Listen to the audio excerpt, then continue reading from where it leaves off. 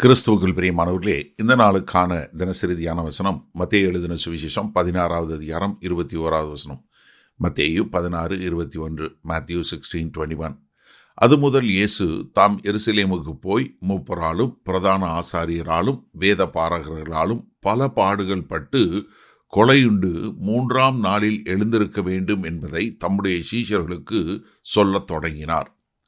அதாவது இந்த வசனம் தான் முதலாக மிக தெளிவாக அவருடைய பாடுகள், அவருடைய மரணம், அவருடைய உயிர்த்தெழுதல் கர்த்தருடைய மீட்பின் திட்டத்திற்கு அது எவ்வளவு கஷ்டமானதாக இருந்தாலும், அது எவ்வளவு தவறுதலாக புரிந்து கொண்டாலும் அதனுடைய அவசியத்தை கர்த்தராகிய இயேசு கிறிஸ்து சொல்லிக் கொடுக்கிறார்.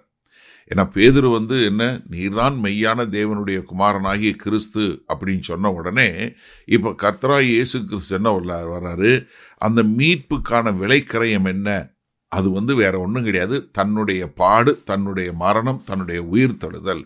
இது இந்த காரியம் நடந்தே போகணும். இது தேவனுடைய திட்டம் என்பதை காட்டக்கூடியதாக ஏசாயா 53வது அதிகாரத்தில் 3-5 வரை உள்ள வசனங்களில் பார்க்கும்போது, அவர் அசட்டை பண்ணப்பட்டவரும் மனுஷரால் புறக்கணிக்கப்பட்டவரும் துக்கம் நிறைந்தவரும் பாடு அனுபவித்தவருமாய் இருந்தார். அவரை விட்டு நம்முடைய முகங்களை மறைத்து கொண்டோம். அவர் அசட்டை பண்ணப்பட்டிருந்தார், அவரை எண்ணாமற் போனோம். மெய்யாகவே அவர் நம்முடைய பாடுகளை ஏற்றுக்கொண்டு நம்முடைய துக்கங்களை சுமந்தார். நாமோ அவர் தேவனால் அடிபட்டு வாதிக்கப்பட்டு சிறுமைப்பட்டவர் என்று எண்ணினோம். நம்முடைய மீறுதல்கள் நிமித்தம் அவர் காயப்பட்டு நம்முடைய அக்கிரமங்கள் நிமித்தம் அவர் நொறுக்கப்பட்டார்.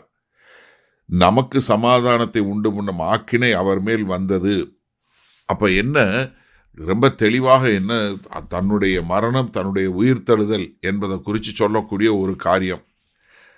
இது முன்னாடி மத்தேயு 12வது அதிகாரம் 40வது வசனத்தில் சொல்லும்போது தான் எப்படி 2 நாள் 3 நாட்கள் இருக்க வேண்டும் என்பதை சொன்னார். ஆனால் இங்கே தான் முதலாக மிக தெளிவாக சொல்லி கொடுக்கிறார்.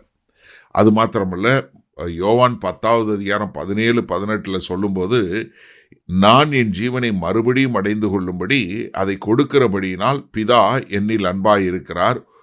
ஒருவனும் அதை என்னிடத்திலிருந்து எடுத்துக்கொள்ள மாட்டான். நானே அதை கொடுக்கிறேன். அதை கொடுக்கவும் எனக்கு அதிகாரம் உண்டு, அதை மறுபடியும் எடுத்துக்கொள்ளவும் எனக்கு அதிகாரம் உண்டு. இந்த கட்டளையை என் பிதாவினிடத்தில் பெற்றுக்கொண்டேன் என்றார். யாரு என்கிட்ட இருந்து எடுக்கல, நானே கொடுக்கிறேன் என்று சொல்லக்கூடியதா. ஏன்னா முன்னாடி மத்தேயு 12வது அதிகாரம் 40வது வசனத்தில் எப்படி யோனா மீனின் வயிற்றில் இருப்பது போல மனுஷகுமாரன் 3 நாள் இருப்பேன்னு சொல்லி சொன்னார்.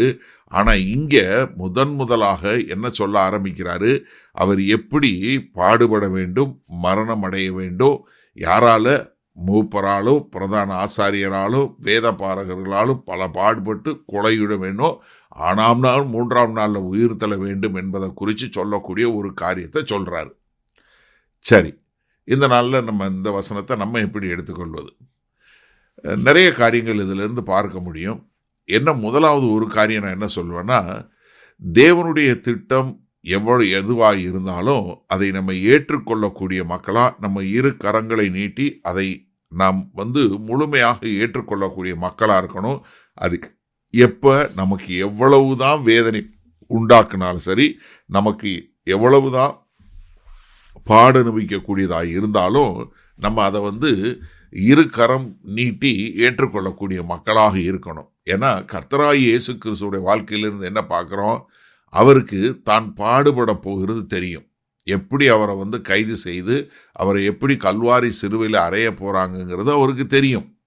ஆனால் என்ன பண்ணார், அதை மாட்டேன்னு சொல்லி அவர் மனித சிந்தனையில் போல. ஏன்னா பின்னாடி பார்ப்போம், யோவான் பேதுரு மனுஷ சிந்தையில் காரியங்களை செய்ய பார்க்குறார். ஆனால் அவர் இல்லை, மாறாக எனக்கு முன்னாடி பாடுகள் இருக்குது, நான் அதை நோக்கி போவேன். சில சமயங்களில் கர்த்தருக்கு கீழ்ப்படிவது என்பது நாம் பாடுகளை அனுபவிக்கக்கூடியதாக இருந்தாலும் நம்ம என்ன புரிஞ்சுக்கணும், தேவனுடைய நோக்கமும் தேவனுடைய திட்டமும் என்னுடைய வேதனையின் மூலம் வரும்னு சொல்லி சொன்னால் அதை பற்றி நம்ம கவலைப்படாமல் மாறாக என்ன செய்யணும், நான் தேவனுடைய திட்டத்தை நிறைவேற்றுகிறேன், என்னுடைய சிந்தையில் இல்லை, ஏன்னா ஒரு ஆவிக்குரிய முறையில் நாம் பூரணமானது என்பது என்ன? தேவனுடைய ஞானத்தையும் தேவனுடைய திட்டத்தையும் முழுமையாக விசுவாசித்துக் கொள்வது தான் நம்முடைய ஆவிக்குரிய முறையில் வளர்ச்சி என்பதை நம்ம பார்க்க முடியும். ஏன்னா இயேசு கிறிஸ்து என்ன சொன்னா, தன்னுடைய சீஷர்களுக்கு இல்லை எல்லாம் நடக்கும்னு சொல்லலை, எல்லாம் நல்லபடியாக நடக்கும்னு சொல்லலை. மாறாக அவர்களுக்கு சத்தியத்தை வெளிப்படுத்தக்கூடியவராய் இருக்கிறார். அதனால நம்ம கர்த்தராகிய இயேசு கிறிஸ்து தேவனுடைய திட்டத்தை நிறைவேற்றுவதற்கு எந்த விலைக்கிரயத்தையும் செலுத்த தயார் என்று அதை ஏற்றுக்கொண்டு நடந்தது போல, நாமும் நம்முடைய வாழ்க்கையில தேவனுடைய திட்டம் நிறைவேறுவதற்கு எந்த விலைக்கிரயமும் செலுத்த தயார் என்று வாழ்வோமா? மகா கிருபையும் இரக்கம் நிறைந்த எங்கள் அன்பின் தகப்பனே, இதோ இந்த செய்தியை கேட்டுக்கொண்டிருக்கிற ஒவ்வொருவரும் உம்முடைய நோக்கமும் உம்முடைய திட்டமும் நிறைவேற எந்த ஒரு விலைக்கரையும் செலுத்த தயார் என்று சொல்லக்கூடிய வாழ்க்கை வாழ எங்கள் தேவன் கிருபை பாராட்ட வேண்டுமாய் மீட்பெரும் இரட்சகருமாகிய இயேசு கிறிஸ்துவின் மூலம் ஜெபிக்கிறோம் வல்லபிதாவே, ஆமேன். கர்த்தர் உங்களை ஆசீர்வதிப்பாராக. நாம் இன்று மாலை மன்னால சந்திப்போம்.